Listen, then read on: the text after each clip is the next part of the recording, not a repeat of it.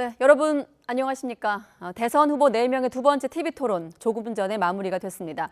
예상대로 후보를 둘러싼 각종 논란들에 대한 난타전이 이어졌고 또 코로나 방역을 비롯해서 정책 공방도 치열했습니다. 뉴스나이트 오늘은 토론의 내용부터 집중 분석을 하도록 하고 오늘의 주요 뉴스는 잠시 뒤에 정지웅 앵커와 함께 전하도록 하겠습니다. 바로 토론의 분석 들어가 보죠. 오늘은 전예현 시사평론가 또 이종근 시사평론가 두 분 나오셨습니다. 안녕하십니까? 네, 안녕하세요. 네. 자, 두 분도 대담 준비하시면서 쭉 2시간여의 토론회 지켜보셨는데 단도직입적으로 자, 대선을 D-26일 앞둔 시점에서 이번 2차 토론회도 대선 국면에서 굉장히 중요한 분기점으로 꼽혔거든요. 최근의 흐름은 좀 뒤바뀔 만한 그런 토론회였다고 평가하십니까?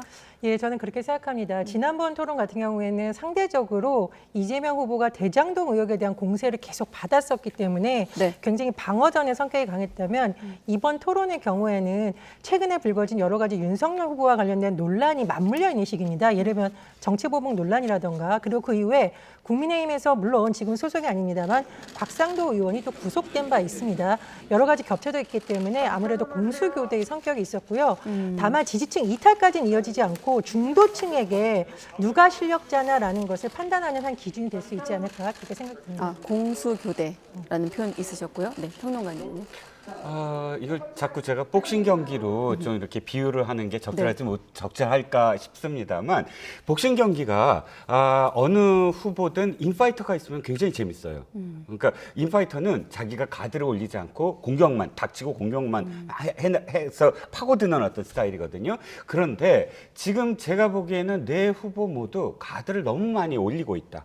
즉 너무 조심하고 있다. 이유는 너무 뻔하죠. 왜냐하면 26일밖에 안 남았기 때문에 지금 토론은 결정적인 한 방을 하는 것보다 더 중요한 건 결정적인 한 방을 안 맞는 것. 실점을 줄이는 것. 그렇죠. 실언을 한다거나 결정적으로 실수를 하는 것을 네. 극도로 좀 꺼리는 어떤 상태가 아니었느냐. 사실 1회전보다, 그러니까 지난번 토론보다 더 난타전이 아니었다라고 여겨져요. 지금 뭐 평론가님 의견에 저도 많이 동의를 하지만 그럼에도 불구하고 실제로 어떤 쟁점이 된 부분에서 서로 계속 주도권 토론에서 몇 분 이상 계속 주고받은 건 지난번에는 그랬거든요. 근데 이번에는 예를 들어서 이재명 후보, 윤 후보에게 주로 집중하지 않고 네. 제가 네거티브를 오늘은 하지 않겠습니다 하고 놓고 심상정 후보에게 사실상 거의 공유하는 칭찬하는 듯한 어떤 네. 내용으로 일관을 했고 또 안 후보에게도 그랬어요. 뒤에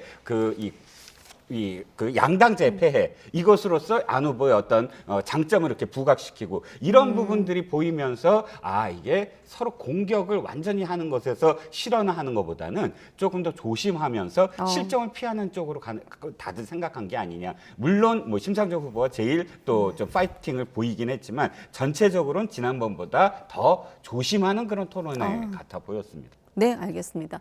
자, 두 분 각각 공수 교체 어떤 기점이었다, 또 실점을 줄이는 전략이었다고 총평하셨는데, 자, 이번에는 정치부 취재 기자를 연결해서 사실 토론회를 보신 분들도 계실 거고 아직 못 보신 분들도 계실 거기 때문에 객관적인 상황을 한번 먼저 정리해 보도록 하겠습니다. 네, 부장원 기자.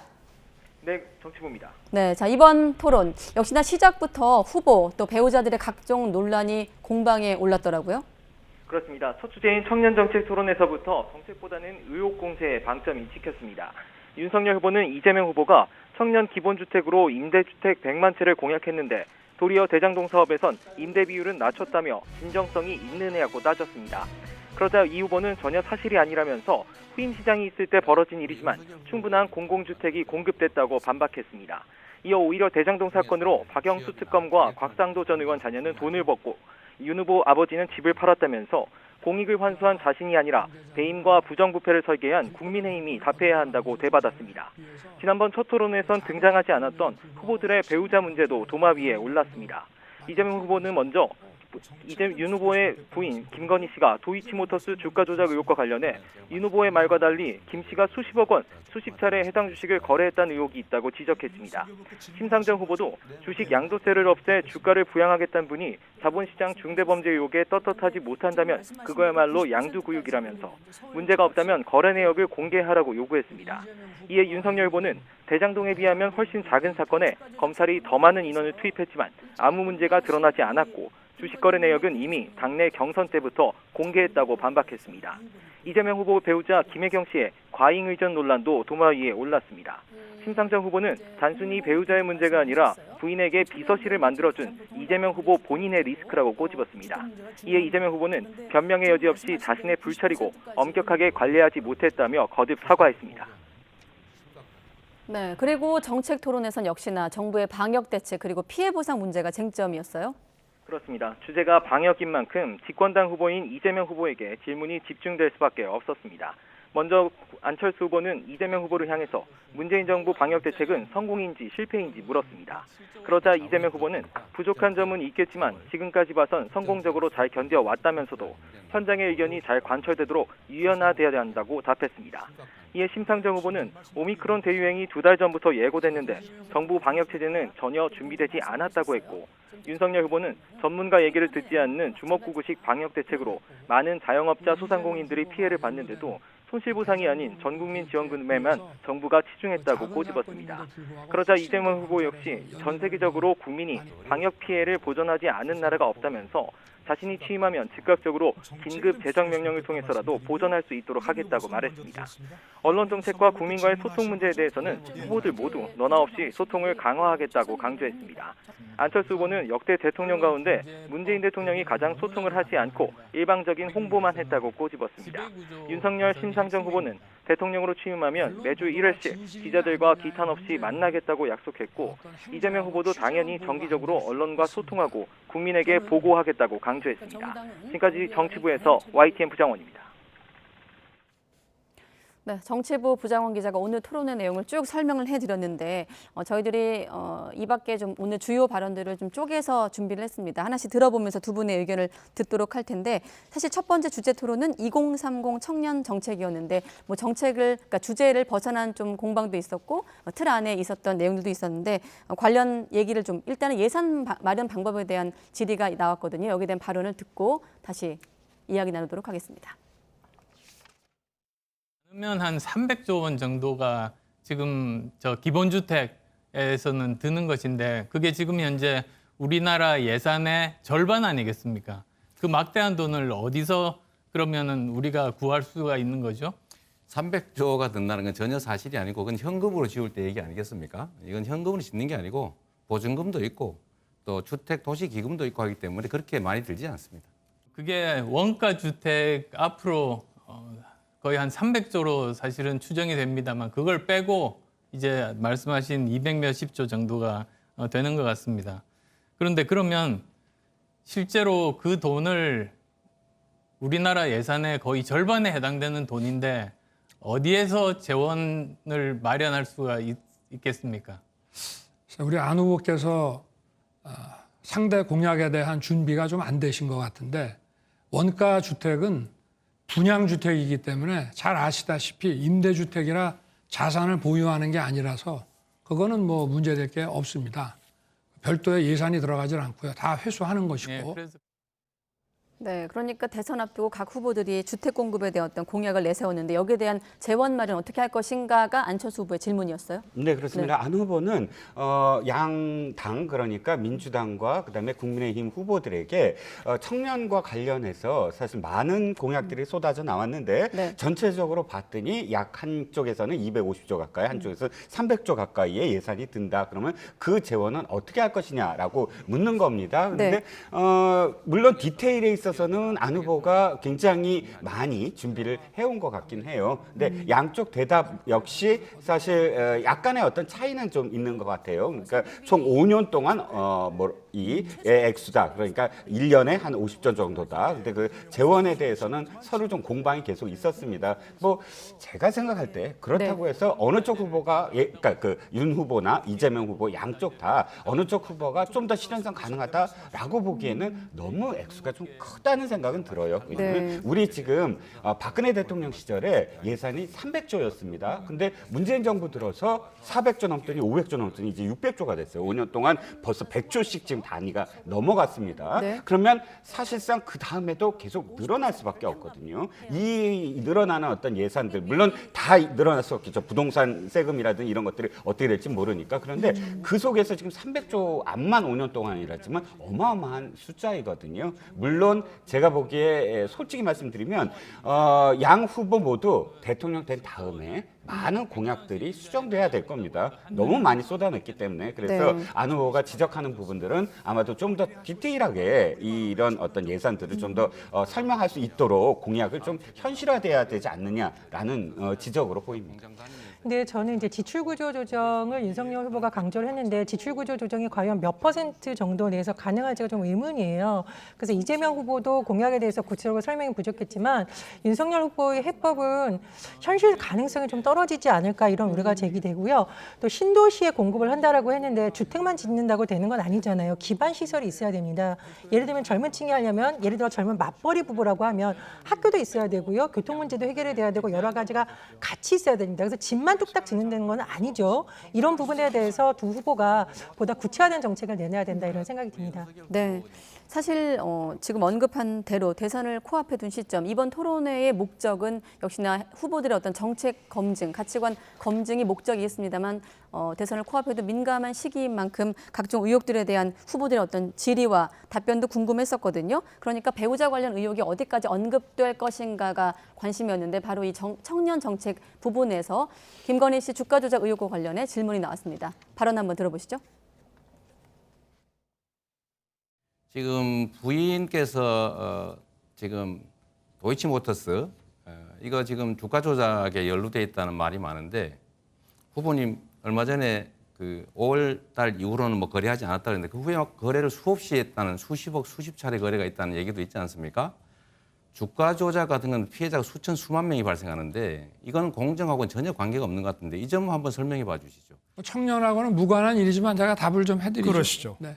우리 이재명 후보가 연루된 그 대장동 그 게이트에 비해서 그 작은 사건임에도 불구하고 훨씬 더 검찰에서 연인원을 더 많이 투입해서 했고 아직까지 뭐 무슨 문제점이 드러난 적은 없습니다. 사실 오늘 토론회에서 배우자 어떤 논란 그리고 적폐 수사에 대한 논란이 어느 정도 언급될 것인가가 관심이었는데 1차 때는 각 후보들이 배우자 관련 논란을 좀 삼가는 그런 모습이었거든요. 이번에 이렇게 언급이 남았는데 조금 정리를 해드리면 윤석열 후보가 이재명 후보를 향해서 기본주택 약속해놓고 대장동 임대는 낮췄다 이렇게 이제 공세를 하니까 이재명 후보는 대장동 공공 주택이 충분히 공급되었다. 전혀 사실이 아니다라고 맞받았거든요. 네, 그렇습니다. 대장동과 관련해서는 어쨌든 거기까지는 청년 문제에서 이 청년들의 주거 문제 그리고 그 다음에 그래서 이제 대장동과 관련된 공공주택 문제까지는 청년의 주거 문제로 네. 간신히 연결이 되는 듯 싶다가 갑자기 이제 그 대장동 의혹이 나오니까 아마도 이재명 후보가 김건희 씨의 도이치모터스 사건을 이제 예를 든 것 같습니다. 네. 그리고 이 문제는 바로 그 이후에 심상정 후보가 항의를 했죠. 이거 청년 문제로 얘기하자라고 네. 뭐 항의를 했는데 어쨌든 그 공방은 뒤에도 한 번 더 이어지죠. 김건희 네. 씨와 관련해서 심상정 후보가 아마 또 이걸 언급한 걸로 저는 기억을 합니다. 네. 그리고 거기에 대해서 또 윤 후보가 얘기를 했고 이 문제가 사실상 오늘 뭐 그렇게까지 큰 어떤 반응을 일으켰나라고 저한테 만약 물으신다면 네. 큰 반향은 아니었다. 왜냐하면 KBS의 보도도 사실상 결정적으로 지금 주가 조작한 사람들 못지않게 김건희 씨가 어떤 연루가 됐다가 아니라 굉장히 많은 거래들이 뒤에 있었다. 그 거래들은 그러니까 허위로 이야기한 거 아니냐. 이것이지 주가 조작과 어떻게 이것이 연결된다는 결정적인 증거가 있는 건 아니었거든요. 그러니까 윤 후보가 그 허위에 대한 어떤 대답만 하면 뭐 법적으로라든지 어떤 뭐 지금 도덕적으로라든지 넘어갈 수 있는 부분이었기 때문에 네. 앞으로 더 어떤 증거가 또 나올지는 모르지만 네. 현재 크게 문제가 되지는 않았는데 부인 문제는 사실 이거보다 심상정 후보가 직접적으로 거론한 게 조금 더 이재명 후보가 좀 아프지 않았을까. 그러면 말을 끊어 죄송하지만 네. 바로 다음 들어볼 네. 발언이 그거였거든요. 그럼 평론가님이 얘기하셨기 때문에 이 발언을 듣고 나서 또 이어서 듣도록 하겠습니다. 어떤 얘기를 심상정 후보가 꺼냈을까요? 배우자 의존 문제는 이게 사생활이 아닙니다. 이재명 후보의 자격과 관련된 사안이라고 생각하고 매우 엄중하게 보고 있다는 말씀드립니다. 시장이나 도지사가 배우자의 사적 영무 지원이나 의전 담당 직원을 둘 수 없죠. 네, 그렇습니다. 2016년에 행자부가 단체장 배우자들의 사적 활동을 공무원이 수행하거나 의존하는 것을 금지하는 지침까지 내린 바가 있습니다. 그런데 지금 문제는 배사무 간의 인사권이 바로 이재명 후보였습니다. 제가 이 사안을 배우자 리스크가 아니고 이재명 후보 본인 리스크로 보는 이유입니다. 어떻게 생각하십니까? 어쨌든 워낙 가까운 사적 관계에 있던 사람이 이제 별정직으로 들어오다 보니까 이제 그 사람이 주로 공무에 관련된 일을 도와줬고 그러다 보니까 경계를 좀 넘어서서 사적 관계에 도움을 받은 것 같습니다. 제가 뭐 변명의 여지 없이 제 불찰이고 제가 엄격하게 관리하지 못한 것이니까 다시 한번 사과드립니다. 도이치모터스 주가 조작 사건과 관련해서 문제가 실제 없다고 하면 거래 내역을 공개하십시오. 그래서 무슨 거래 내용을 주식 양도세 다 없애서 주가 부양하겠다는 분이 이렇게 정작 자본시장을 교란하는 중대범죄 의혹에 대해서 떳떳하지 못하면 그거야말로 양도구역 아니겠습니까? 아니, 저희는 말씀해 보세요. 네. 지금 검찰 수사 과정에서 나온 자료들이 어떻게 언론에 유출이 돼가지고 뭐를 의미하는 건지도 알 수가 없고 처음에 재작년 이맘때 등장했던 그 경찰의 첩보가 어디 뉴스타파에 넘어가서 나왔던 그 부분에 대해서 제가 다 해명을 했고요. 그러니까 네, 지난번 1차 토론 때 심상정 후보가 윤석열 후보의 사과를 이끌어냈던 부분이 기억이 나는데 이번엔 2차 토론에서는 이재명 후보로 하여금 거듭 사과를 이끌어냈습니다. 과잉 의전 논란이 본인은 부인 리스크가 아니라 이재명 리스크, 본인 리스크라고 부른다는 말과 함께 공세를 취했거든요. 평론가님 얘기를 이어서 들어보면요. 네네. 그래서 이 문제는 아마도 제가 보기에는 이재명 후보가 약간 좀 당황하지 않았을까. 전체적으로 심상정 후보에게서 이 부인 문제가 갑작스럽게 나올 줄은 생각을 못했을까요. 도리어 윤 후보가 문제 제기를 하면 내가 어떻게 대답해야 되겠지. 뭐 되칠 수 있는 어떤 방법이 있겠지. 이런 어떤 상황이었는데 네. 그래서 다시 이제 공식적으로 다시 사과하는 방향으로 전하는 것 같은데 사실 좀 엄밀히 뜯어보면 지금 심상정 후보의 대답과는 좀 다른 대답을 했다라고 보여져요. 이재명 후보가. 이재명 후보가 예. 심상정 후보가 물은 건 이건 부인 문제가 아니고 지금 인사권 그러니까 인사권을 가진 이재명 후보의 문제다. 왜냐하면 지금 배 사무관은 그 일을 하려고 예를 들어서 뭐 이 공관에 사택에 가서 어떤 뭐 그런 뭐 가사도우미 역할, 뭐 비서 역할을 하려고 뽑은 게 아니라 국회 소통을 뭐 이유로 해서 뽑은 사람이다. 그런데 그 일을 하지 않고 그렇게 이 부인을 전적으로 사적으로 도왔다면 그건 인사권에 대한 문제이기 때문에 본인 문제다라고 얘기했는데 이재명 후보의 답변은 사실 지금까지 한 답변은 그대로 얘기했습니다. 아마 부인이 굉장히 가까운 어떤 그런 사이였기 때문에 와서 도와준 것에 대해서 챙기지 못했다. 내가 사실 불찰이다. 이거는 그 인사권에 대한 대답은 아니었거든요. 그러니까 그 문제는 어쨌든 좀 당황하지 않았느냐. 뭐 이렇게 그런 느낌으로 받아들였습니다. 일단 이재명 후보의 그 발언은 그대로 전하면 변명의 여지 없이 자신의 불찰이고 엄격하게 관리하지 못했다라고 거듭해서 사과하긴 했습니다. 네. 근데 저는 당황하지 않을 거라고 봅니다. 심상정 후보는 가정 리스크가 없는 것이 오히려 리스크인 선거에 대해서 계속 문제 제기를 해왔어요. 그러니까 너무 가정 리스크의 중심이 되다 보니 심상정 후보나 안철수 후보처럼 상대적으로 그런 리스크가 없는 후보들이 소외되는 좀 모순이라고 할까요? 그런 네. 것을 지적해 왔기 때문에 당연히 지적을 할 거라고 봤고요. 이재명 후보는 지금 저의 불찰이라고 어쨌든 사과를 했고요. 근데 현재 윤석열 후보 같은 경우에 심상정 후보의 이 질문에 대해서 의미하는 건지 뭔지 알 수 없다. 이거는 사실 답변이 아니죠. 그렇다면 구체적으로 무슨 질문이냐라고 확인한 후에 답변을 하는 게 더 맞았다고 보고요. 윤석열 후보의 대응 말씀하시는 그렇습니다. 거죠? 예. 그리고 윤석열 후보가 지금 굉장히 뭐 다 해명을 했다라고 하지만 그 KBS 보도를 보면 해명했던 기간이 아닌 다른 기간에 여러 계좌나 여러 통장을 통해서 주식 거래가 나왔다는 그 부분에 대한 질문을 한 것이거든요. 그러니까 어떻게 보면 이건 심상정 후보에 대한 질문에 대한 애매모호한 답변이 아닐까 이런 생각이 듭니다. 그 부분 부분 제가 네. 다시 답변을 제가 다시 찾아보니까 이거예요. 신상정 후보가 이렇게 얘기했습니다. 배 사무관의 인사권은 시장에게 있다. 배우자의 의전 담당에 직원을 줄 수 없지 않느냐라고 물었더니 지금 이재명 후보 이렇게 대답합니다. 그건 사적 관계다. 그건 그러니까 두 사람의 배 사무관과 그러니까 그 부인 김혜경 씨의 사적 관계다. 별적직 공무원으로서 도와주다가 경계를 넘어섰다. 내 불찰이다.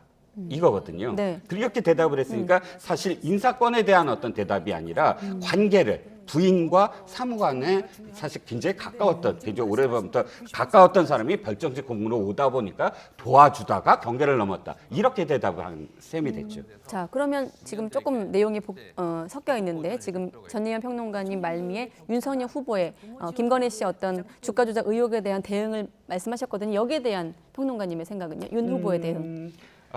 윤 후보의 어떤 답변은 이겁니다. 당시에 문제 제기를 했던, 예를 들어서 네. 공모를 해서 했던 그 주범 있지 않습니까? 주범과 관련된 계좌를 공개해라 해서 그 계좌를 공개했다는 거예요. 그러니까 허위라고 하기에는 그때 요구했던 것을 했을 뿐이다라는 것이고, 그 다음에 얘기는 어떤 얘기냐면 거래와 관련돼서 그 당시에 이 주가 조작과 관련된 기간이 있다. 그 기간 이외에 모든 거를 다 뭐 공개하라는 건 무리가 있지 않느냐라는 그런 뉘앙스의 얘기입니다. 네. 저도 사실은 근데 결론적으로는 심상정 후보의 의견에 동의는 해요. 거래 내역 공개하라는 말이요? 다른 어떤 네. 거래 내역도 왜냐 물론 그 모든 거래 내역을 다 공개하라는 게 무리가 될 수도 있어요. 하지만 그러나 지금 의혹이 이제 쌓이고 있으니까 아직도 네. 그 완벽하게 해소되지 않았으니까 이 문제는 좀 전향적으로 생각할 수도 있는 문제라고 저는 생각을 합니다. 그러니까 이제 KBS 보도를 놓고 봤을 때 윤 후보 측은 지난해 10월 김시명의 계좌 내역 일부를 공개하며 의혹을 반박을 했지만 지금 일부 모순이 있다는 보도가 나왔기 때문에 추가적인 공개는 필요하다. 예, 전 그것도 받아들일 수 있어야 된다라는 생각이고요. 네. 사실 뭐 한 말씀만 더 드리면 네. 억울하다고 생각하는 부분이 두 가지가 있을 거예요. 하나는 거기에 투자한 사람이 90여 명, 그러니까 수십여 명으로 알고 있습니다. 네. 그런데 모두 다 무혐의하고 한 사람만 지금 아직도 계속 수사를 하겠다. 그 한 사람이 지금 김건희 씨거든요. 네. 그러면 다른 사람들과의 형평성은 어떻게 되느냐, 왜 김건희 씨만이냐에 대한 검찰의 답변이 아직도 뚜렷하게 나오지 않았다는 점이 네. 상존을 하고 있고요. 뭐 두 번째는 뭐 아까 말씀을 드린 것 같아서 다시 거론 안 하겠습니다. 네, 알겠습니다. 자, 이 김건희 씨에게 나오게 된 시작은 다시 돌아가면 대장동 얘기가 먼저 나왔거든요. 이재명 후보가 뭐라 그랬냐면 대장동 배임, 부정부패 설계한 건 국민의힘이다라고 언급을 했는데 관련 좀 녹취가 있을까요? 준비되면 들어보고 이 질문을 드리도록 하겠습니다. 네. 네, 다음은 백현동 관련 얘기 잠깐 이따 듣도록 하고 지금 호흡이 잘 안 맞았는데 일단 여기에 대해서 대장동 사건으로 이재명 후보가 박영수 특검 또 곽상도 전 의원의 자녀가 돈을 받고 윤 후보 아버지가 집을 팔았다라고 맞받아쳤거든요. 네. 그렇습니다. 지난번 1차 토론과 좀 달라진 상황을 계속 짚은 것이죠. 그러니까 이재명 후보가 강조하라는 점은 그렇다면 내가 직접 어떤 특혜를 받거나 한 부분이 있느냐. 국정감사도 받았고 여러 가지 언론에서 의혹 제기하고 있는데 네. 한 것이 없다라는 것을 강조한 것으로 보이고요. 특히나 이 말하자면 이제 공영개발, 공공개발과 관련해서 어쨌든 반대했던 쪽은 과거 보수당 쪽이 아니었느냐. 그리고 검찰의 조사에서 최근 문제가 되고 있는 사람들은 다 보수 정권과 가까웠던 인물이라는 점을 강조한 것으로 보입니다. 네. 평론가님은요? 그렇죠. 그런데 물론 이제 곽상도 의원이 지금 구속이 됐습니다. 전 의원이죠. 네. 그런데 문제는 이 사건만 갖고 얘기를 하게 되면 이거죠. 그럼 왜 권순일 법관과 관련해서 50억 클럽과 관련해서는 또 그 이재명 후보와 상당히 이 밀접한 어떤 그런 그 연관관계, 상관관계가 있는 분이잖아요. 그 뭐 이 대법관으로서 대법원의 어떤 판결에 있어서 결정적인 역할을 했다라고 나오고 있고요. 근데 그분 얘기는 그러면 그분이 그러면 아직은 뭐 의혹에 불과하고 뭐 검찰 수사도 제대로 이루어지지 않고 있지만 이 야당과 관련된 인물만 꼭 집어서 이건 야당이다라고 이야기하는 것과 그다음에 본질이 또 조금 달라지는 게 부패를 설계했다고 얘기를 해요. 그러니까 이 부패는 어디서부터 출발을 하냐 하면 공무원들이 악착같이 이게 나중에 문제가 됩니다라는 거거든요. 나중에 이걸 환수하는 것을 더 해야 된다. 공무원들은 본능적으로 알아요. 이게 네. 나중에 그 액수가 높아졌을 때 이걸 제대로 환수 안 하면 배임 혐의가 돌아오거든요. 그렇기 때문에 많은 공무원들이 그걸 놓아야 된다라고 했을 때 그것을 넣지 않은 이유가 뭐냐. 넣지 않고서 이들에게 굉장히 수천억 원의 어떤 이득을 줘야 되는 어떤 상황이잖아요. 이 모든 과정이 그렇다면 이전에 이재명 시장이 당선되기 훨씬 이전에 새누리당이 한 게 아니다라는 거를 지금 윤석열 후보가 계속 네. 강변을 하고 있는 거야. 네, 지금 나가는 자막 잠깐만 두시고요. 지금 두 분께 질문 드린 내용이 바로 이 내용이었거든요. 자, 이재명 후보가 국민의힘이 배임을 설계한 것이다. 윤석열 후보 아니다. 대장동 진상 규명을 해라라는 입장이었는데 평론가님 해설을 먼저 들어봤는데 이 해설을 발언을 이번에 들어본 다음에 또 해설을 추가해서 듣도록 하겠습니다. 네. 대장동은 박영수 특검 딸 돈 받았죠. 곽상도 의원 아들 돈 받았죠. 우리 윤 후보님 아버지 집 팔았죠. 저는 공익 환수를 설계했고 국민의힘은 배임을 설계한 겁니다. 그쪽이 부정부패를 설계한 거죠. 제가 답변해야 됩니까? 윤 후보님이 답변해야 됩니까? 이 점 분명하게 해드리고요. 당시에 시장인 이재명 후보께서 하신 것이고 저 박상도든 뭐 박영수 변호사든 간에 여기서 나온 돈 8,500억이 도대체 어디로 흘러갔는지 전혀 지금 검찰이든 뭐 조사도 안 하고 특검도 안 되지 않습니까? 저는 이 자금이 지금 누구 주머니에 있고 어디에 숨겨져 있고 어디에 쓰였는지 반드시 진상규명이 확실히 돼야 된다고 생각합니다. 네, 이재명 후보가 공익 환수를 설계를 했고 자신은 국민의힘이 배임을 설계했다. 부정부패를 설계했다. 배임을 설계했다는 표현은 이번 토론회를 통해 처음 들은 것 같긴 한데 평론가님 어떻게 들으셨습니까? 글쎄 저는 뭐 배임보다는 아까 의혹과 이런 부분도 있다라고 말씀을 하셨는데 네. 우리가 현재로서 판단할 수 있는 기준은 의혹이 아니라 그래도 어떤 법적인 부분에 있어서 조금이라도 가려진 부분이잖아요. 근데 곽상도 의원 같은 경우에는 구속이 될까가 굉장히 관심이 됐는데 범죄 혐의 소명이라든가 여러 가지 구체성이 있기 때문에 구속이 되었다라는 것이 대체적인 평가입니다. 아마 그런 부분 때문에 이재명 후보가 계속 언급이 된 것으로 얘기를 하고요. 네. 윤석열 후보 부친의 직거래 같은 경우에도 이게 사실 우연이라고 보기에는 너무 이 대장동 인물들하고 얽혀 있는 부분이 있어요. 그래서 그런 부분을 좀 구체적으로 한 것으로 보입니다. 그리고 어쨌든 어떤 공적인 부분에서 환수란 설계 자체의 부분은 저는 뭐 진영의 논리를 떠나서 그 부분을 인정을 해야 된다고 봅니다. 그래서 부동산 어떤 개혁을 하기 위해서 앞으로 여러 후보들이 시도를 해야만 되는 것인데 그 부분은 인정하지만 그 과정에서 그러면 어느 정도의 책임성이 있느냐 이 부분을 놓고 해야 되지 공익 환수 설계 자체에 대해서 이렇게 공방을 하는 것은 오히려 좋지 않다 이런 생각이 듭니다. 혹시 네. 덧붙이실 말씀? 그 부분이 좀 아쉬운 게 이거예요. 그러니까 이재명 후보가 지난번에 이재명 후보에게 심상정 후보가 공격했던 부분이 사실 좀 뼈아팠을 거예요. 네. 뭐냐면 무능한 것을 택할 것이냐 아니면 배임, 뭐 공범을 택할 것이냐. 왜냐하면 공범을 택할 수는 없을 테니까 사실은 이걸 제대로 관리 못했다라는 걸 택하면 네. 되지 않느냐. 근데 이재명 후보가 이 부분과 관련해서 사과를 하면서 사실 거의 비슷한 어떤 뉘앙스의 사과를 마지막에 한 걸로 전 기억을 하거든요. 근데 지금 또다시 이제 윤석열 후보 강력한 어떤 그런 이 경쟁을 갖고 있는 윤석열 후보가 그 문제를 짚자 배임 뭐 설계를 했다라고 표현을 했는데 사실 배임 설계는 좀 너무 무리한 지금 비유가 아니었나. 배임이라는 건 어차피 지금 그 권한을 가진 사람이 예를 들어서 성남 시민에게 돌아가야 될 이익을 돌아가지 않게 만들었다. 고의적이거나 아니면 미필적 고의라도 그랬을 때 이제 그게 그 배임 책임자로서의 어떤 배임 혐의가 들어가는 것이거든요. 근데 뭐 뇌물을 받았다. 그러니까 이 정확하게 얘기하면 법조 기자가 이런 이 개발 사업에 하나의 이권에 뛰어들면서 자신의 법조 인맥들을 어떤 보험처럼 뭐 진영을 떠나서 뭐 판사 출신이라든지 검사 출신이라든지 뭐 유력 변호사들 이들에게 계속 뇌물을 주면서 관리를 했던. 근데 이 관리가 어떻게 이 대장동의 처음부터의 어떤 설계, 성남 시민에게 이렇게 돌아갈 이익을 안 돌아가게 만든 설계를 하는 어떤 그 비유로 갈 수 있느냐 하는 건 좀 무리하다라는 말씀이죠.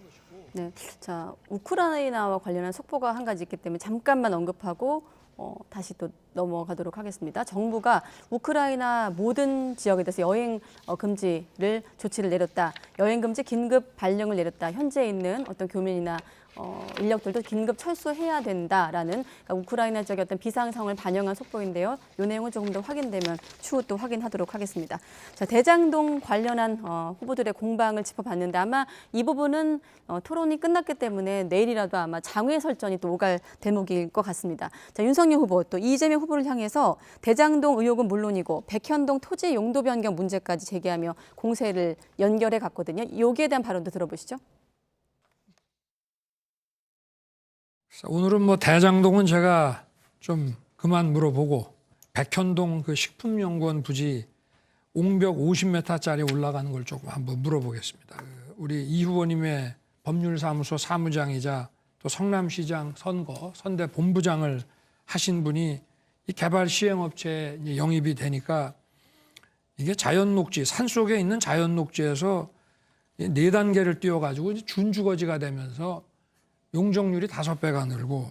후보님, 일단 제가 팩트 확인을 질문을 하고 일을 있으니까 하실 때 너무 네. 이거 다 확인한 겁니다. 네. 네. 그래서 답을 하시면 됩니다. 네. 일단 팩트를 확인하면 사무장이다. 이거 전혀 사실이 아닙니다. 법률사무소의 사무장이라 이건 전혀 사실이 아니고요. 두 번째로 선대 본부장은 하셨지 않습니까? 2006년 떨어지는 선거에 한참 후에 벌어진 일이라는 말씀드리고요. 저는 연락도 잘 안 되는 사람이 말씀을 일단 드리고. 그럼 이런 특혜가 왜 일어났습니까? 후보님. 네. 30초 답변 시간을 주시고 다 네. 질문하시죠. 법률가신데 약속은 지키고 하는 게 좋지 않겠습니까? 네, 참고로 백현동 용지 변경 이 부분은 조금 설명을 드리면 그러니까 성남시장 이재명 후보가 성남시장 있을 때 백현동 한국식품연구원 부지잖아요. 자연 녹지에서 준주거지역으로 용도가 변경된 적이 있는데 이례적인 용도 변경이다라면 특혜 논란이 일었고 국민의힘이 이제 고발을 한 상태. 여기에 대한 공방이었어요. 근데 저는 이 부분은 자꾸 그 이재명 후보의 과거에 뭐 선거 사무실에 있었다, 뭐 사무작이다 아니다, 이건 사실 문제의 본질이 아닌 것이죠. 법적인 기준을 벗어나서 특혜가 있냐 없냐는 뭐 수사나 이런 부분을 통해서 사실이 밝혀져야 될 부분이라고 보고, 네. 다만 저는 이재명 후보의 과거에 선거 캠프에 있었던 사람이니까 다 이재명 후보와 친하고 굉장히 어떤 이익관계를 챙겨줄 것이다라는 조금 모순이 있습니다. 왜냐하면 이재명 후보는 상당히 많은 선거를 치렀고요. 선거를 치르다 보면 사실 후보가 누군지 기억하지 못할 정도로 많은 사람들이 있어요. 선대본부장에도 뭐든 그런 경우도 많고, 그리고 후보가 사실은 이 선거가 끝나면 특히 패배하면 관계가 소원해지는 경우도 많거든요. 그러니까 선거 사무실에 있었다라는 것은 구체적인 근거라고 보기에 제가 조금 어려운 것으로 보이고요. 네. 오히려 법적인 부분에 넘어나서 어떤 특혜 논란이 있었냐에 대해서 오히려 본질에 초점을 맞춰야 된다고 봅니다. 자, 이 문제를 윤석열 후보가 오늘 토론에서 꺼내든 이유는 무엇일까요? 그러니까 지금 오늘 안철수 후보 예까지 하나 들면 네.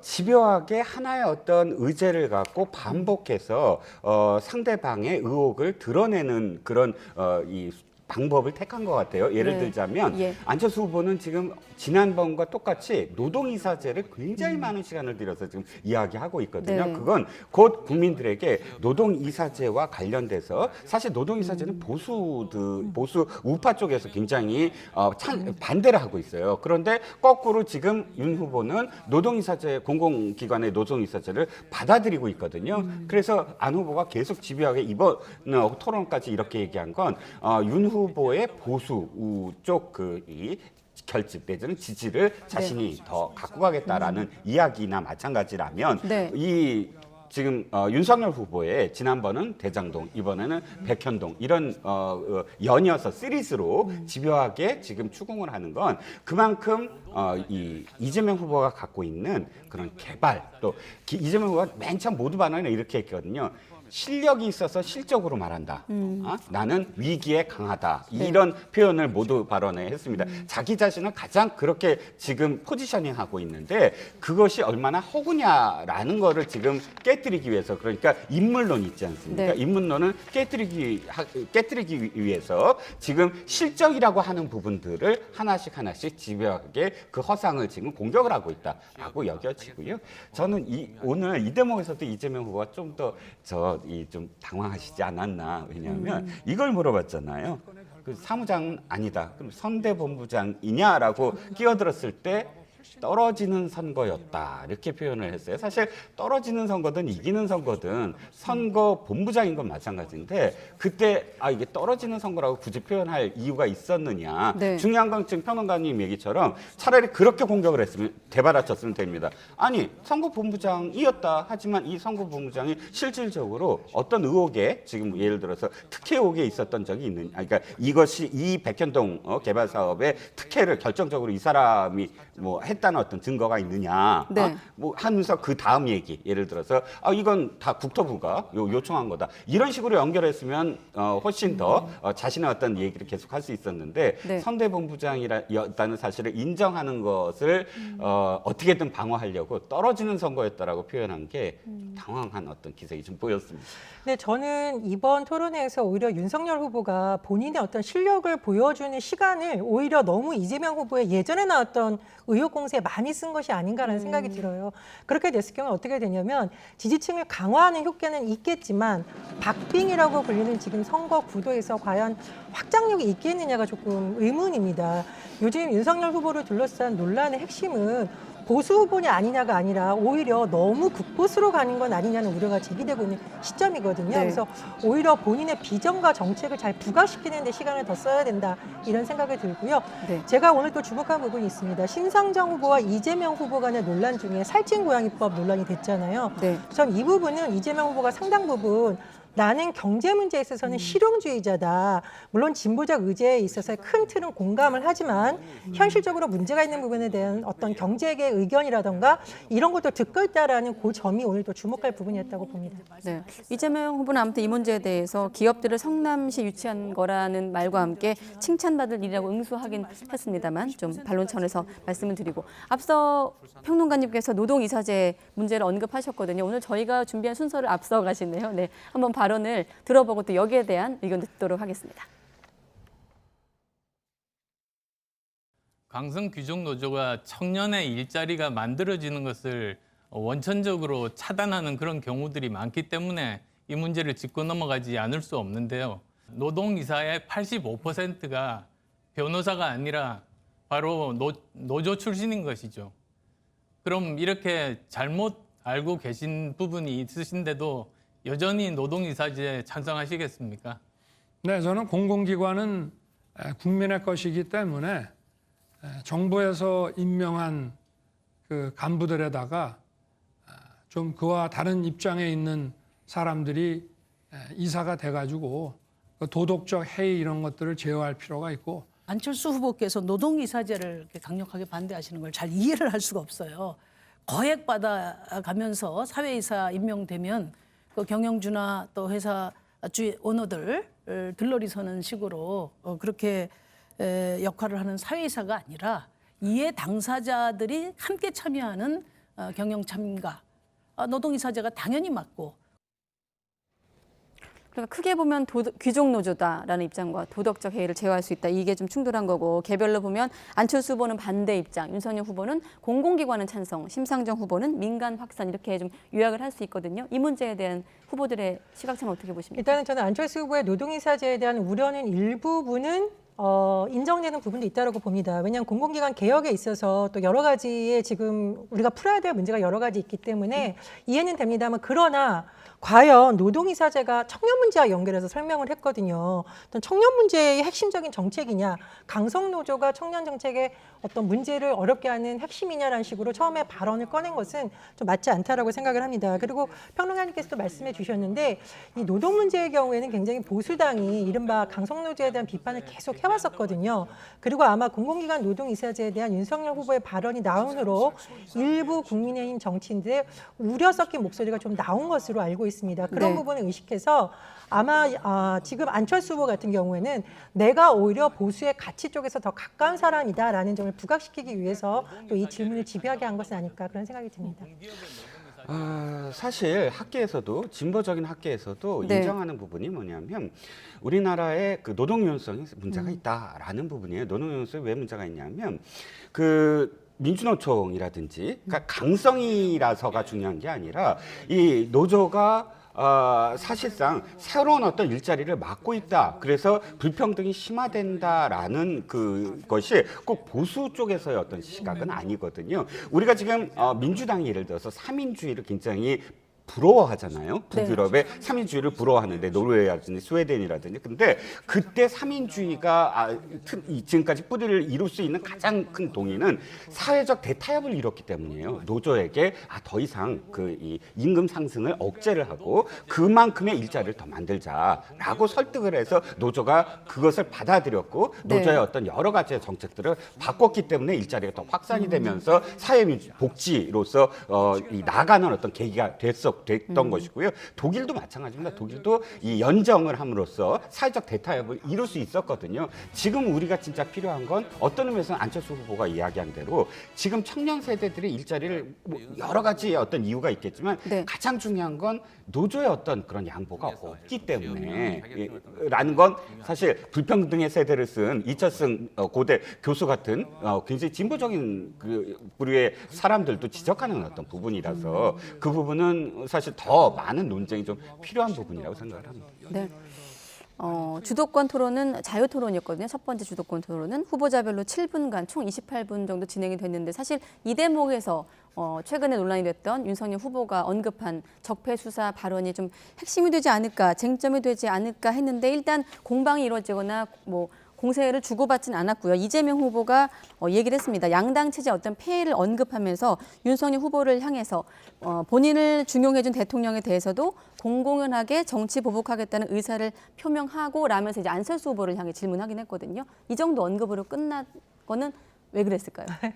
사실은 본인이 계속 유능한 경제 대통령이라는 슬로건을 최근에 바꿨습니다. 네. 그래서 아마 그런 점을 더 부각시키기 위해서 다소 정치적인 논쟁을 뒤로 좀 미룬 것이 아니라고 생각이 들고요. 아닌가 생각이 들고요. 네. 그러나 이재명 후보가 이것을 언급하면서 문재인 대통령의 어떤 현 정부에 있어서 계승할 것은 나는 계승하겠다라고 다시 강조한 것이거든요. 네. 그래서 이 부분은 굉장히 어떤 지지층의 결집이라던가 아직은 마음을 완전히 잡았다기 보려오는 범여권이죠. 범진보 진영 지지자들을 향한 구애 정책이 아닌가 그런 생각이 듭니다. 네, 이게 토론의 말미였기 때문에 저희가 따로 발언을 준비하지 못했습니다만 제가 좀 정리된 내용 전해드리면 지금 말씀하신 부분 이재명 후보가 우리 민주당 정부의 일원이기 때문에 잘한 건 승계하고 부족한 건 채우고 잘못된 건 고치고 필요한 건 더해서 차별화된 정부를 만들겠다라고 언급을 했습니다. 그런데 굉장히 중요한 전 포인트가 있어요. 네. 지금 앵커님 바로 직전 거 한번 읽어봐 주시겠어요? 그 직전에 어떤 뉘앙스로 얘기했냐면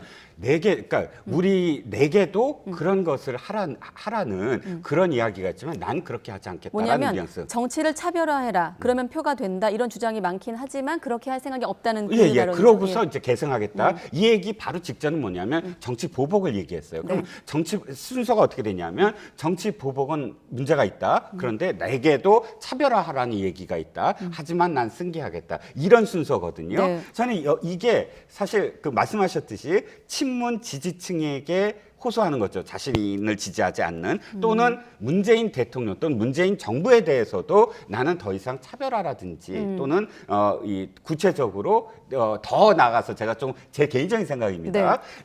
예를 들어서 노무현 대통령이 당선되자마자 그 다음 해에 김대중 대통령의 이 대북 송금과 관련해서 물론 한나라당이 특검을 법안을 냈지만 거부권을 행사하지 않았어요. 사실 그건 받아들인 거죠. 그러니까 아무리 수동적인 게 아니라 적극적으로 한 겁니다. 그것을 되풀이하지 않겠다라는 메시지로 저는 들리거든요. 네. 그렇다면 이건 상당히 의미가 있죠. 어떤 의미냐면 차별화를 이제 하지 않겠다라고 선언하는 것이고 친문을 흡수하면서 아예 지금 구도, 정권 교체냐, 정권 유지냐 하는 구도로 자기가 가겠다로 선언을 하는 거나 마찬가지라 그 유불리는 상당히 좀 이렇게 또 따져봐야 되지 않을까. 이 결심이 끝까지 갈까는 모르겠습니다만 그럼에도 불구하고 상당히 리스크가 있는 그런 결정이 아니었나 싶은 거죠.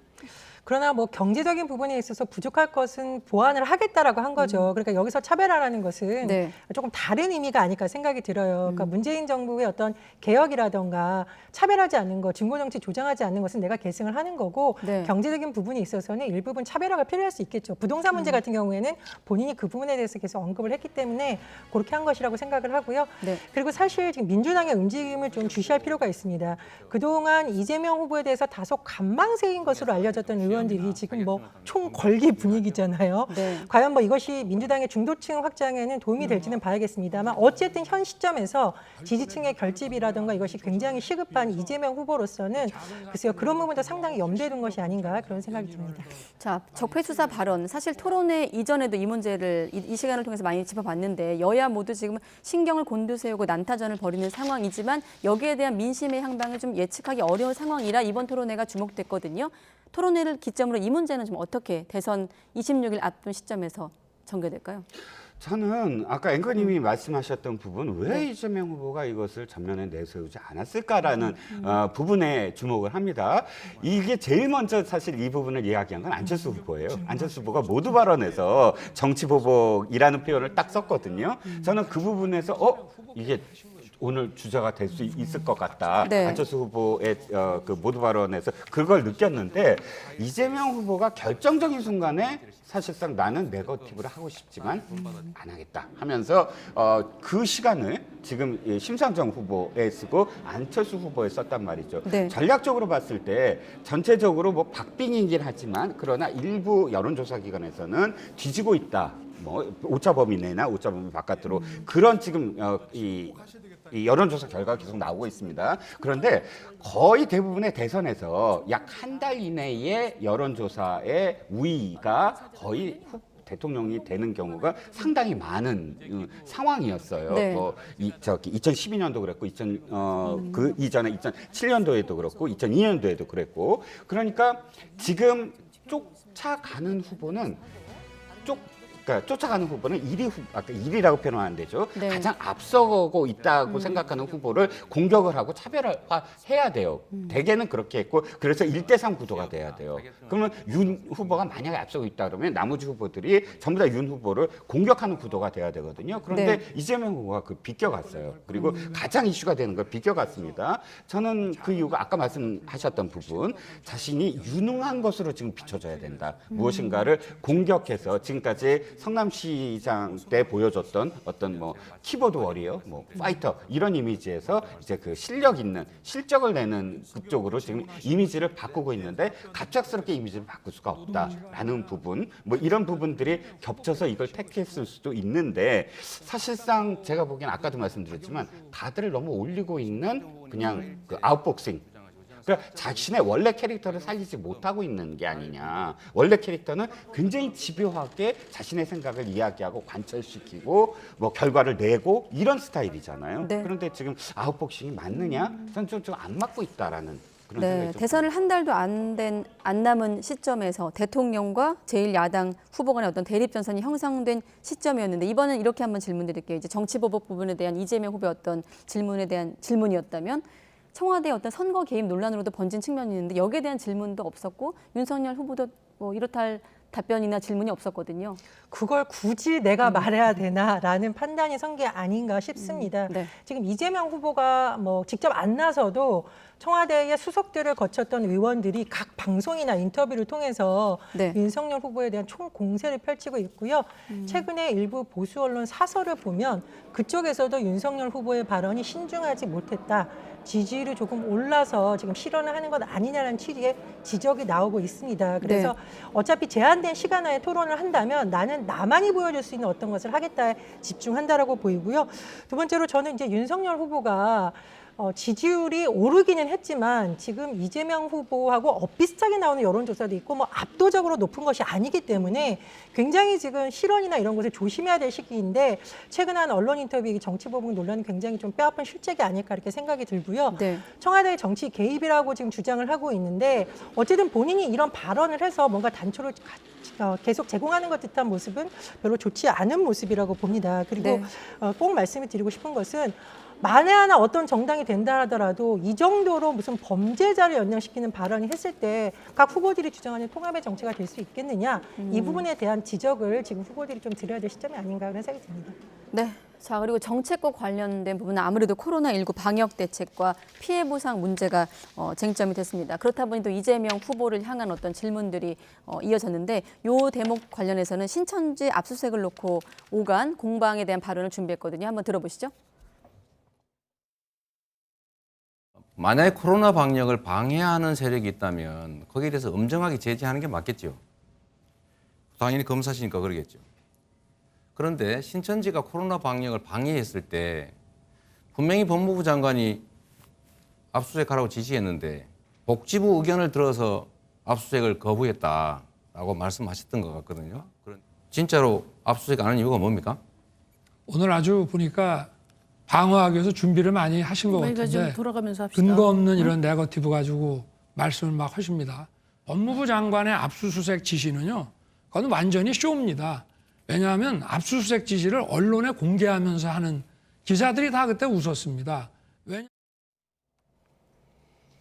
이 대목에 대해서 바로 여쭤볼게요. 어떻게 들으셨습니까?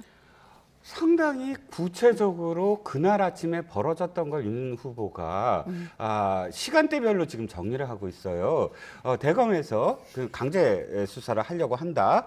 그걸 이제 거의 이 대법에서 이제 결정을 하고 중대본이 있었잖아요. 그때 그 모든 것들은 뭐냐면 재해입니다. 재난이에요. 네. 재난에서 가장 중요한 우선순위는 뭐죠? 중앙안전대책본부예요. 중앙안전대책본부는 뭐죠? 모든 내각이 전부 다 그쪽의 컨트롤 타워에서 움직여야 돼요. 그러니까 뭐 법무부 장관이 무슨 지시를 내렸다 중요하죠. 하지만 이것이 나중에 코로나 방역과 어떤 연관이 있느냐를 네. 중대본에 체크를 할 수밖에 없어요. 그게 중대본이라는 게 세워진 이유고 그게 컨트롤 타워예요. 그래서 물어봤더니 복지부, 저도 사실 그때 우려를 했던 부분이랑 똑같은 게 뭐냐면 신천지라는 어떤 그런 단체, 그 뭐 종교 단체가 워낙에 이렇게 오픈화되고 한 것이 아니라 왜냐하면 가족들한테도 숨기는 경우가 굉장히 많고 그러다 보니까 만약에 이것이 이 압수수색을 하고 하는 어떤 강압적인 것을 했을 때 당신은 어떤 상황이죠? 몇백 명도 안 나왔을 상황이에요. 네. 그리고 무조건 추적을 해야 되고. 근데 30만이 모두 다 완전히 잠복을 한다? 안 드러나고 잠복을 한다? 네. 그러면 우리는 어마어마한 정말 집단적으로 그때 뭐 방어선이 다 뚫릴 수밖에 없는 상황이거든요. 그래서 복지부에서 이건 안 된다. 중대본, 그러니까 이렇게 하지 말자라고 얘기를 했고 그래서 그다음 수순 그렇다면 보내서 포렌식을 하자. 서버를 들어서 포렌식을 하자. 그리고 포렌식을 통해서 전부 리스트를 넘겼다. 이게 설득이 충분히 좀 됐다고 생각을 하고요. 네. 이재명 후보도 거기에 대해서 또다시 뭐 공격을 한 게 아니라 나는 조사권을 발동했습니다. 네, 자기 자랑을 했거든요. 그러니까 이것이 그 의혹이라든지 이런 것들이 해명될 수 있는 충분한 어떤 기회를 도리어 제공한 게 아니냐라고 생각을 합니다. 근데 방점은 거기에 있는 것이 아니라고 봅니다. 경선 개입 논란을 언급을 했잖아요. 마치 신천지에서 이 수사 과정에서 뭔가 도움을 받았는데 그것을 경선에서 도움을 준 것이 아니냐는 취지의 질문이 나왔었거든요. 윤석열 후보가 그 부분에 대해서는 답변을 안 한 거나 마찬가지고 네. 이 경선 개입 의혹에 대해서 아마 저는 이 홍준표 경쟁자였던 홍준표 의원의 발언을 좀 염두에 두고 질문을 한 것이 아닌가 생각이 들었는데 경선 직후에 알았다라는 답변이 지금 계속 뉴스를 통해서 나오고 있거든요. 그래서 네. 오히려 방점은 압수수색과 관련된 부분이 아니라 경선 개입설에 좀 있었던 것이 아닌가 그런 생각이 듭니다. 네. 자, 두 후보의 어떤 발언 한 가지만 더 들어보고 마무리 짓도록 하겠습니다. 사법시험 부활 문제를 놓고 좀 완전히 다른 생각을 밝혔거든요. 한번 들어보시죠. 검증해서 실력이 있으면 변호사 자격을 주면 되고 그게 옛날에 사법시험이었는데 지금 로스쿨 때문에 일정 대학원까지 로스쿨까지 나오지 않으면 변호사 자격을 딸 수가 없잖아요. 그래서 제가 그 중에 일부만이라도 사법시험 체제 이걸 부활하자라고 하고 있는데 이 점에 대한 의견이 어떠십니까? 저는 로스쿨에 야간 로스쿨이라든지 또는 로스쿨에 직업 생업에 종사하다가 갈 수 있는 특별 전형이라든지 그리고 장학금 제도라든가 이렇게 해서 기회의 문을 넓히는 것이 사법시험 부활보다는 더 효과적이라고 저는 생각합니다. 네, 저희가 토론의 내용을 좀 충분하게 전달하기 위해서 이 부분도 좀 마지막으로 보여드렸는데 이재명 후보는 사법시험 일부를 부활하자 윤석열 후보는 로스쿨 전형을 확대하자는 입장이었거든요. 여기에 대한 두 분의 생각까지 들어보겠습니다. 저는 이 부분에 있어서만은 이재명 후보의 주장이 관철되기 쉽지 않다 이렇게 생각을 합니다. 사법시험을 폐지하는 것 자체가 굉장히 오랜 논의가 걸렸었고 네. 그리고 그동안 했던 어쨌든 민주당의 입장과도 좀 논의가 필요하기 때문에 누구의 주장이 옳고 그르냐를 떠나서 일부라도 부활하는 것이 좀 쉬울까 그런 의문이 듭니다. 노무현 대통령 시절에 사실 이 시작이 된 일이고요. 그리고 이 로스쿨이 되기까지 엄청나게 정말 갈등이 있었습니다. 네. 그리고 헌법재판소에 엄청난 뭐 소원도 계속 그 제기가 됐고요. 근데 그것들이 다 어쨌든 그 갈등을 다 마무리 짓고 이제 로스쿨 체제로 가고 있잖아요. 그렇다면 지금 저는 이재명 후보가 이야기한 그 부분이 실질적으로 지금 이재명 후보가 얘기했던 건 어떤 소수 집단이든 이익을 직접적으로 주는 것이기 때문에 반응이 있었다면 지금 사법시험을 다시 부활해서 당장 사법시험을 준비하고 있는 사람이 없는 한에는 이것을 찬성할 그런 직접적인 자기 이익이 해당되지 않기 때문에 직접적으로 정말 찬성하겠다는 비율이 얼마큼 나올까 큰 효과는 없다. 대신 그것도 잘 알고 계신 분이 자신이 좀 흑수저 출신으로 성공했다라는 이미지를 보이기 위해서 무리하게 이 지금 정책을 계속 이야기하고 계신 게 아닌가 싶습니다. 네, 마침 지난주 이 시간에 1차 토론을 분석하면서 전예현 평론가 그리고 이 자리인 다른 평론가 분이셨는데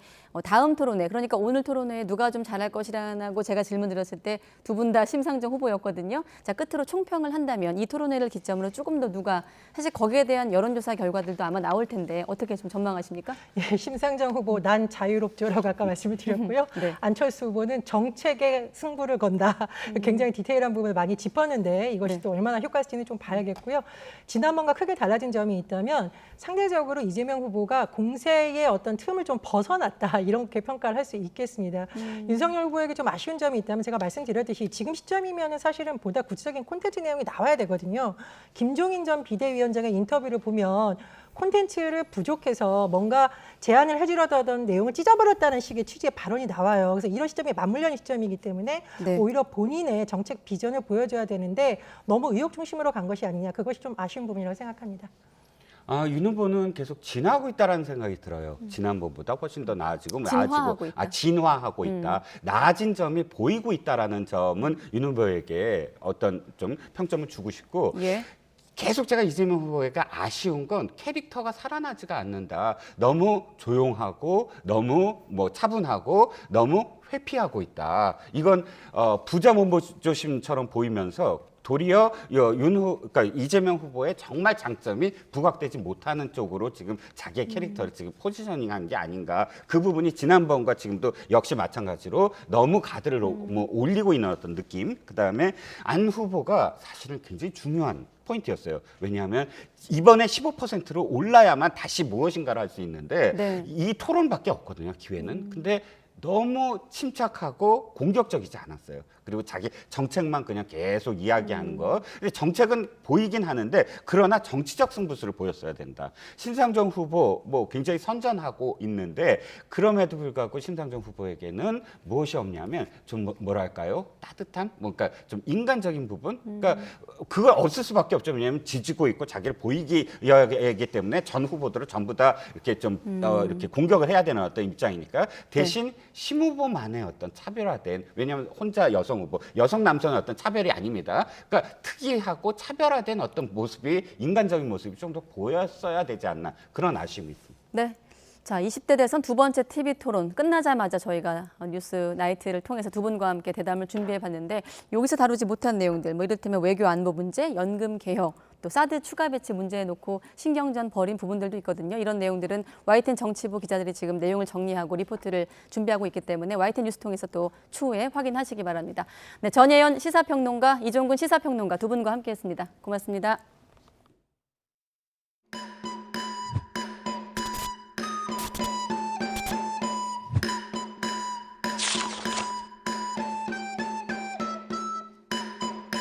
네, 안녕하세요. 한선아입니다. 정성껏 한번 뽑아보겠습니다. 운명에 맡기는 주의로. 잘 뽑자! 화이팅! 이거 과감하게 그냥 한번 해도 돼요? 대부분의 분들이 맛있다. 달고나 오랜만에 드시죠? 네. 진짜 되는 건가? 이거 그냥 의정재 선배님 하신 것처럼. 아, 이것도 잘하고 싶네. 오!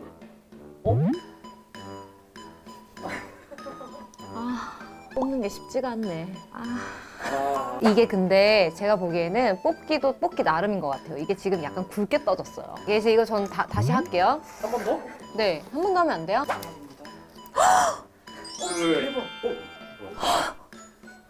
이러라고 지금 역시 진짜 성공하고 싶구나 이게 하다 보니까. 그래도 너무 아까워. 어떡해. 네, 여러분, 저는 지금 이렇게 아쉽게도 너무나 안타깝게 너무 아쉽게 아깝게 뽑기를 실패했지만 우리 투표는 확실히 합시다. 보트포 미래, 보트포 코리아.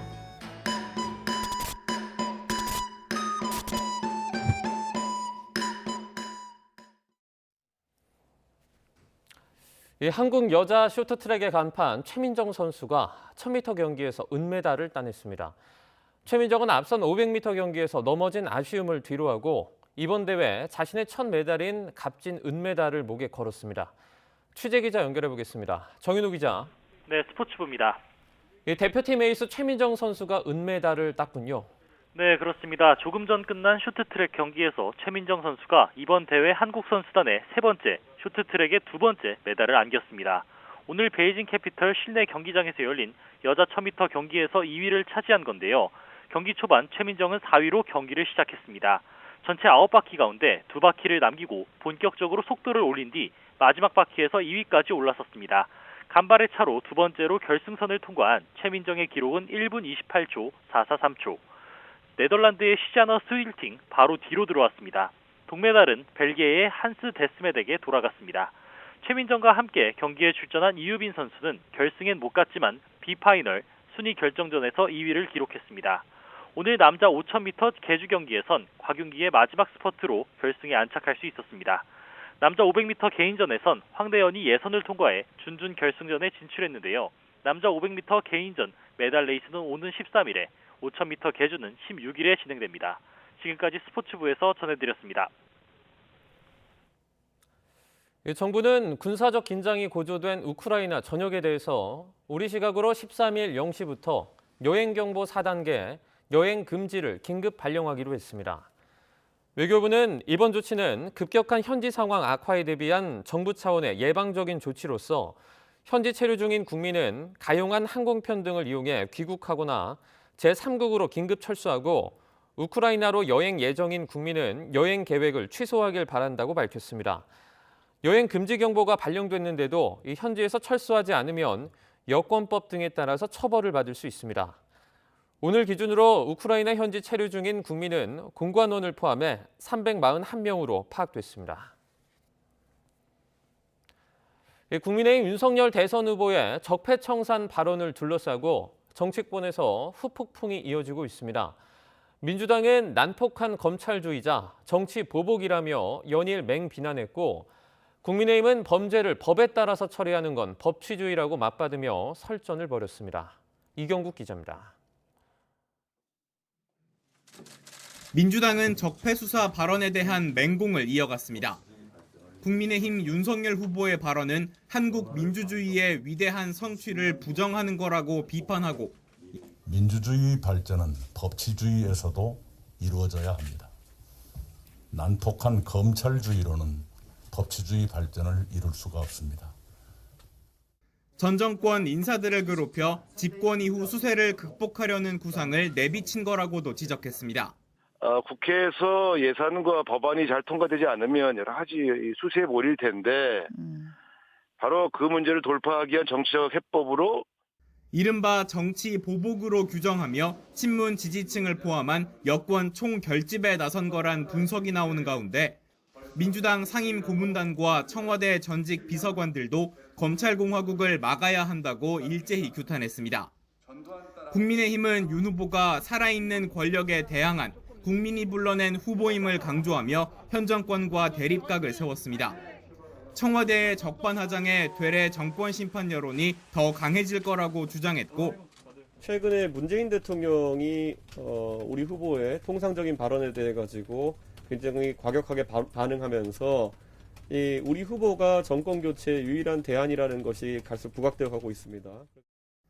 문재인 대통령과 청와대, 민주당이 합작해 제1야당의 후보를 공격하는 경험하지 못한 불법 선거 개입이라고 꼬집었습니다. 다만 범죄를 법에 따라 처리하는 건 법치주의라며 정치 보복 프레임은 차단하고 나섰습니다. 불법과 부정이 있으면 지위 고하를 막론하고 법과 원칙에 따라 수사해서 처벌해야 하는 것 아닌가요? 법 앞에 만인이 평등한 것이지 신분에 따른 성역이 있을 수 있나요? 적폐 수사 발언이 불러올 파장에 여야 모두 신경을 곤두세우고 난타전을 벌이는 가운데 민심이 어느 쪽을 향할지는 예측하기 어려워 보입니다. YTN 이경국입니다. 공식 선거운동 개시를 앞두고 이재명, 윤석열 두 후보 배우자를 둘러싼 의혹이 고발전으로 번졌습니다. 민주당은 김건희 씨 주가 조작 의혹 엄정 수사를 촉구하며 윤 후보를 검찰에 고발했고 국민의힘은 이재명 후보와 김혜경 씨를 직권남용 등 혐의로 공수처에 고발했습니다. 그야말로 총공세를 벌이는 모양새입니다. 김태민 기자입니다. 과잉의전 논란을 연일 맹폭하고 있는 국민의힘이 이번엔 고위공직자 수사처를 찾았습니다. 이재명 후보 부부와 함께 김혜경 씨 수행을 전담한 것으로 알려진 배모 사무관까지 직권남용과 국고손실 혐의로 고발했습니다. 앞서 검찰에 이어 공수처에까지 고발장을 제출하며 전방위 수사 압박에 나선 겁니다. 이 사건은 간단합니다. 경기도청에 대한 압수수색을 통해서 업무 추진비의 사용 내용만 파악하면 쉽게 확인할 수 있는 사건입니다. 공수처의 철저한 수사를 촉구합니다. 윤석열 후보의 부인 김건희 씨를 향한 여당의 공세는 김혜경 씨 의혹을 덮기 위한 물타기라고 일축했습니다. 이에 질세라 민주당도 수사기관으로 달려갔습니다. 민주당 의원들은 서울중앙지검을 찾아 도이치모터스 주가 조작 연루 의혹에 대한 김건희 씨 소환 조사를 촉구했습니다. 불러서 소환 조사를 하는 것은 수사의 기본 중에 기본입니다. 그럼에도 다른 주 공범들이 모두 구속까지 돼서 기소가 된 상황에서 소환조차 하지 않았다는 것은 이것은 심각한 직무유기라고 말할 수밖에 없습니다. 이와 함께 윤 후보가 지난해 말 관훈 토론회에서 김 씨의 도이치모터스 주식 거래가 며칠에 불과했다고 해명한 발언을 문제 삼아 허위사실 유포 혐의로 검찰에 고발했습니다. 또 윤 후보가 중앙지검 특수일부장으로 재직했던 지난 2013년 장모 최모 씨가 저축은행으로부터 특혜성 대출을 받아 땅 투기를 한 의혹이 있다며 해명을 요구했습니다. 양강 후보 모두 이른바 배우자 리스크가 변수로 떠오른 가운데 고발전으로까지 번진 네거티브 공방, 대선이 다가올수록 격해지는 모습입니다. YTN 김태민입니다. 코로나19 신규 환자는 이틀째 5만 명을 넘으며 오미크론 대유행이 이어지고 있습니다. 그럼에도 정부는 경제, 사회적 피해를 최소화하는 일도 중요하다며 거리 두기와 방역 패스 조정 여부를 검토 중입니다. 보도에 이동우 기자입니다. 오미크론 변이 확산세가 지속되면서 코로나19 신규 환자는 이틀째 5만 명대를 기록했습니다. 확진자 규모는 일주일 만에 2배, 2주 전보다는 3.4배 증가했으며 1월 1일보다는 12.2배 많습니다. 국가수리과학연구소는 다음 달 초엔 최대 36만 명 규모의 신규 확진자가 나올 수 있다고 경고했습니다. 한동안은 아마도 더블링이 지속되지 않을까. 그래서 3월 초에는 충분히 30만 명 이상의 신규 확진자 규모도 가능성도 배제할 수는 없다. 이렇게는 보고 있습니다. 위중증 환자 수는 2주째 200명대를 유지했지만 사망자는 49명 늘었습니다. 무증상이나 경증으로 재택 치료를 받는 사람은 하루 만에 2,800여 명 증가해 18만 명에 육박했습니다. 재택 치료 입원화 첫날 집중관리군은 8천여 명으로 신규 재택 치료자의 19%에 달했습니다. 전문가들은 확진자 폭증을 예상하고 있지만 정부는 경제, 사회적 피해를 최소화하는 일도 중요하다면서 거리두기 조정 여부를 검토 중입니다. 위중증과 사망이 안정적으로 유지되고 방역 상황을 어느 정도 관리할 수 있다 이런 판단이 들면 언제라도 저희들이 용기 있는 결단을 내리겠다는 약속을 드립니다. 오는 20일까지 적용되는 현행 거리두기를 조기에 완화할 수도 있다는 뜻을 내비친 것입니다. 장기간 거리두기로 피해가 큰 자영업자들을 위해 영업시간 제한 완화 등 일부 조치를 조정하는 방안이 거론됩니다. 하지만 방역 패스나 QR코드는 나름대로 용도가 많다며 신중한 입장입니다. 방역 패스라든지 QR코드 여러 가지를 예단해서는 안 될 것 같습니다. 여러 가지 지금 사회적 거리두기라든지 또 오미크론 특성에 맞게 전반적으로 검토해서 신중하게 논의하고 발표드리도록 하겠습니다. 오미크론 대유행에도 불구하고 정부가 거리두기와 방역 패스 등과 관련해 어떤 완화 조치를 내놓을지 관심이 쏠리고 있습니다. YTN 이동호입니다. 코로나19 진단검사 체계 개편으로 고위험군 위주로 PCR 진단검사를 진행하자 입원 환자 보호자와 간병인의 검사 비용 부담이 커져 논란이 불거졌는데요. 정부는 첫 PCR 검사는 무료로 받을 수 있도록 하고 이후에는 건강보험을 적용해 이 4,000원 정도만 내면 검사를 받을 수 있도록 했습니다. 이영원 기자입니다. 초등학생 자녀를 둔 A씨는 아이 병원 입원을 앞두고 알아본 PCR 검사 비용에 부담이 컸다고 호소합니다. 진단검사 체계 이원화 이후 고위험군이 아니면 선별진료소에서 PCR 검사를 받을 수 없게 되자 기존보다 가격을 더 올려 부르는 병원까지 검사 비용이 천차만별이었다는 겁니다. 입사에는 한 8, 9만 원이면 받는다고 했었어요. 그리고 전주 같은 경우는 2만 원, 선별진료소 보건소도 안 된다고 하니까 막 가격이 오르기 시작한 거죠. 부담이 많이 되긴 하죠. A씨 같은 환자 보호자는 물론 간병인이 병원에 상주하려면 PCR 음성 확인서 제출이 필수라 한 번에 최대 10만 원에 달하는 검사 가격이 부담일 수밖에 없습니다. 이 같은 비용 논란에 정부는 이르면 오는 21일부터 PCR 검사에 건강보험을 적용하기로 했습니다. 비용이 2만 원 정도로 저렴한 검체 취합 검사 방식인 풀링 기법의 PCR을 진행하고 건강보험을 적용해 보호자나 간병인 부담을 4,000원으로 대폭 낮추기로 한 겁니다. 방역적 우선순위가 높은 보호자와 간병인의 경우 주 1회에 건강보험을 적용해 비용 부담을 낮추겠습니다. 본인 부담은 4,000원 정도, 20%입니다. 4,000원 정도로 낮아질 것으로 생각합니다. 또 입원 전 환자와 함께 보건소 선별진료소를 방문하는 보호자나 간병인 한 명은 무료로 PCR 검사를 받을 수 있도록 했습니다. 다만 환자 상태에 따라 선별진료소를 직접 찾기 어려운 경우도 있는 만큼 불편을 최소화할 방안 마련이 필요하다는 지적도 나옵니다.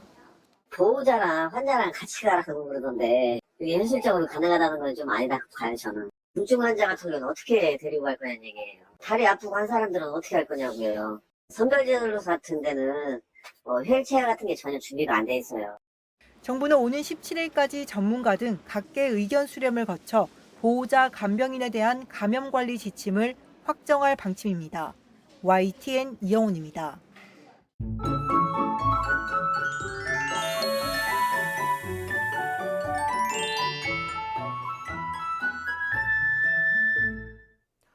일찍 봄이 찾아온 듯 날이 제법 포근해졌습니다. 서울 등 곳곳에서 올해 최고 기온을 기록하면서 온화함을 넘어 포근하게 느껴지기도 했는데 내일은 서울 아침 기온이 0도로 오늘보다 높아 아침에도 크게 춥지 않겠고 낮 기온은 10도로 오늘보다 높아지며 조금 더 포근해지겠습니다. 다만 내일은 전국적으로 공기가 탁하겠고 특히 수도권은 오전에 초미세먼지 농도가 매우 나쁨 수준까지 치솟겠습니다. 이에 따라 수도권과 세종, 충남과 전북에는 미세먼지 비상 저감 조치가 내려집니다.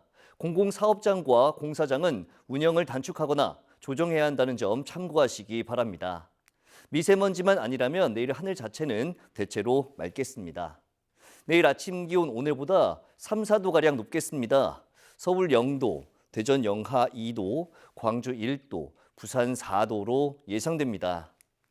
낮 기온도 오늘보다 1, 2도가량 높겠습니다. 서울 10도, 대전 12도, 광주 14도, 부산 13도로 예상됩니다. 휴일인 모레는 제주도와 남부, 영동에 단비가 내리면서 건조함이 조금 해소되겠습니다. 다만 강원 산간에는 30cm 이상의 폭설이 쏟아질 것으로 보이는 만큼 대비 철저히 해주시기 바랍니다. 날씨 정보였습니다. 네, 이상으로 YTN 뉴스나이트 마치겠습니다. 함께해 주신 여러분 고맙습니다.